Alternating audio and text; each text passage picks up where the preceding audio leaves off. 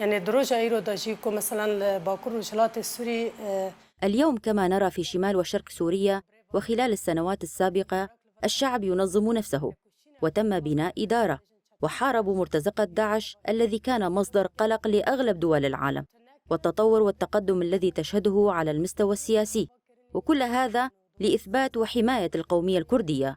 وأمام كل هذا نرى خيانات، ودائما ما يقفون أمام حريات الشعوب ويساعدون العدو لمحاربة الكرد، سواء كان في جبال كردستان أو في روج آفا كردستاني، والمقابل هو المال.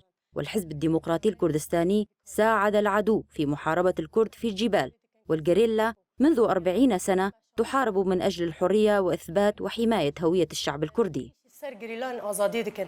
جریلا و 50 سال چیان کردستان البرخا ددش بو هبونا گله کرد. درباري جريلا ده بيجن جريلا سري تشيون أونا زاروك معنا. الجريلا التي تقاتل العدو هم أهلنا وأولادنا، وقدموا الكثير من أجل حرية الشعوب، وضحوا بالكثير من الشهداء من أجل الهوية والثقافة والوجود الكردي، ويقدمون كل ما لديهم من أجل شعبهم.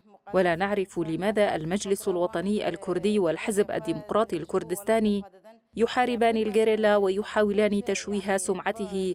وطائرات الاحتلال التركي تقصف الجريلا بمساعدة الحزب الديمقراطي الكردستاني وبدعم منه، بالإضافة لاستخدام الأسلحة الكيماوية ضد الجريلا.